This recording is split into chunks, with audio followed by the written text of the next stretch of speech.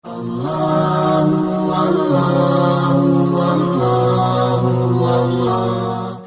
Qayyim rahimahullah mengatakan, lanjutan bahasan kita,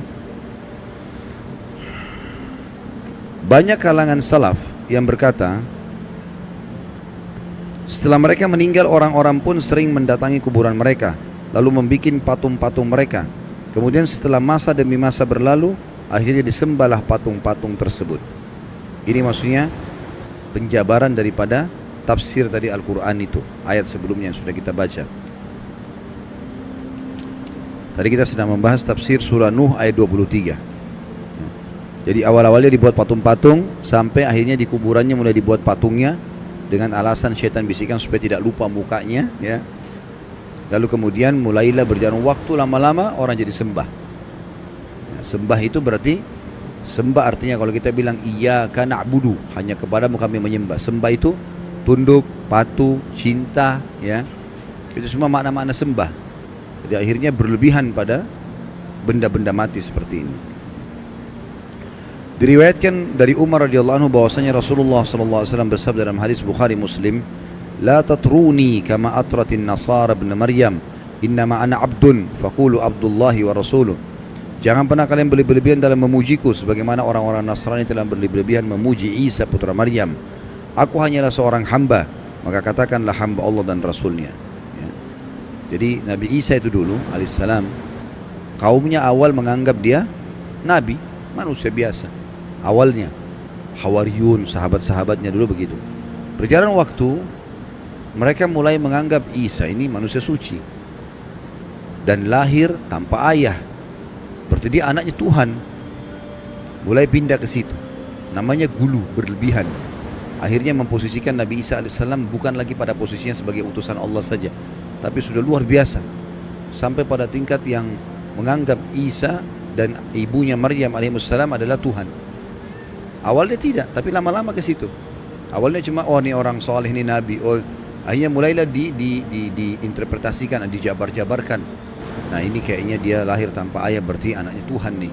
Nah berarti ya, supaya kita tidak lupa buat patungnya. Sekarang orang Nasrani banyak tidak sadar, mereka bukan lagi sembah Allah, bukan juga bahkan sembah Nabi Isa, tapi sembah apa?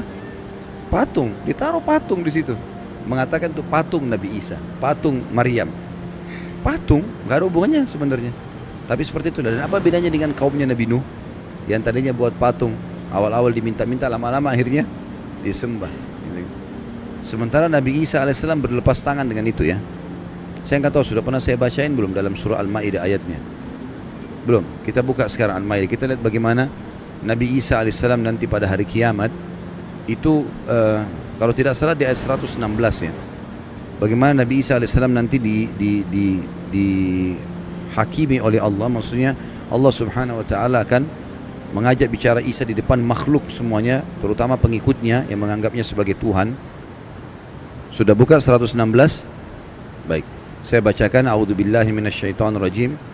Wa idh qala Allahu ya Isa ibn Maryam anta qulta lin-nasi ittakhiduni wa ummi ilahaini min dunillah. Qala subhanaka ma yakunu li an aqula ma laysa li bihaq. In kuntu qultuhu faqad alimta ta'lamu ma fi nafsi wa la a'lamu ma fi nafsik innaka anta 'allamul ghuyub.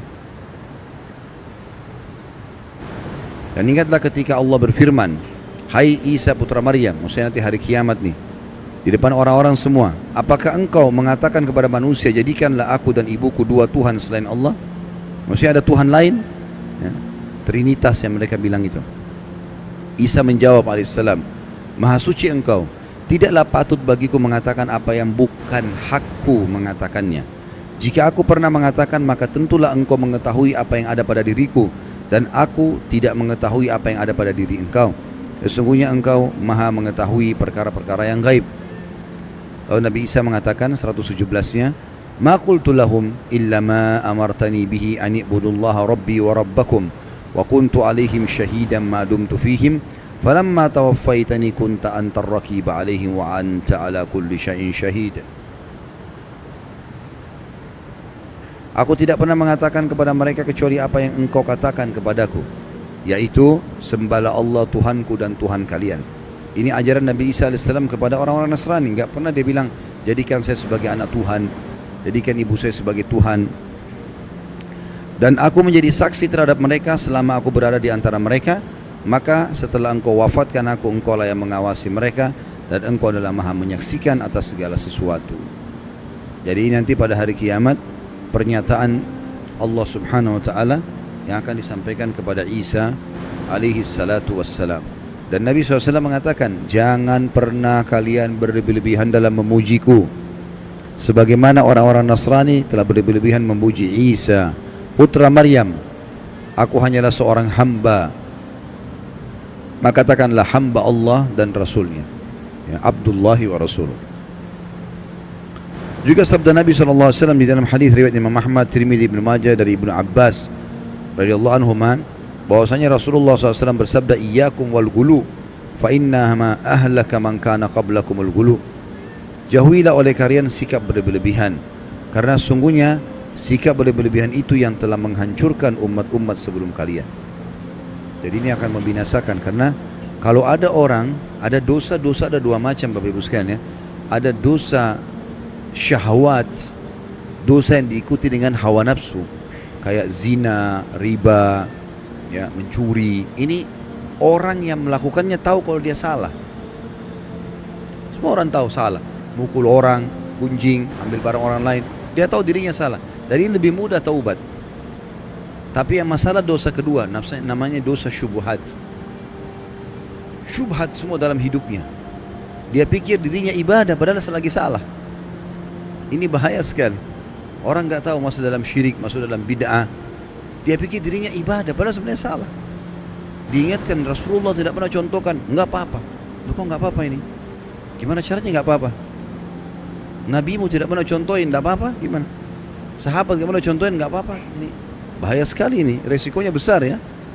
Seakan-akan orang mengatakan, kalau Rasulullah SAW masih hidup, tidak apa-apa ya Rasulullah, saya kerjain nih, walaupun anda belum ajarkan. Kira-kira kalau dia bilang begitu depan Nabi, diapain sama Nabi itu? Pasti dia dihardikin. Tidak boleh. Gimana caranya ya? Para sahabat saja tidak ada yang berani itu. Ada yang pernah bilang, kan ada beberapa sahabat yang melakukan perbuatan Nabi nggak pernah contohkan. Jangan lupa loh, waktu itu wahyu masih turun. Dan ada dalam sunnah-sunnah Nabi ada namanya kauliyah, perkataan, ada fi'liyah, ada perbuatan, ada takririyah, persetujuan Nabi. Kalau sesuai dengan wahyu, Nabi nggak tegur, Nabi biarin aja. Kalau dilarang, Nabi larang, karena wahyu lagi proses turun. Kalau sekarang Nabi SAW sudah meninggal, agama Islam sudah sempurna, gitu kan? Untuk apa kita mengatakan boleh kita tambah-tambah? Kan jadi masalah. Syubhat jadi dia pikir dirinya ibadah padahal lagi salah. Kan ini jadi masalah ini. Habis waktunya bertahun-tahun dalam hal-hal yang tidak ada gunanya, gitu kan? Orang jaga kuburan, di situ dipakai kesyirikan. Orang minta-minta pada jenazah, dianggap dirinya ibadah. Duit ambil dari situ, hidup dari situ. Ini kan masalah ini. Jadi banyak orang subhanallah tidak sadar padahal dia masuk dalam dosa syubhat. Dan ini lebih bahaya karena orangnya susah taubat. Dianggap dirinya benar soalnya. Ini masalah ini, ya. Mudah-mudahan Allah selamatkan kita dari situ. Allah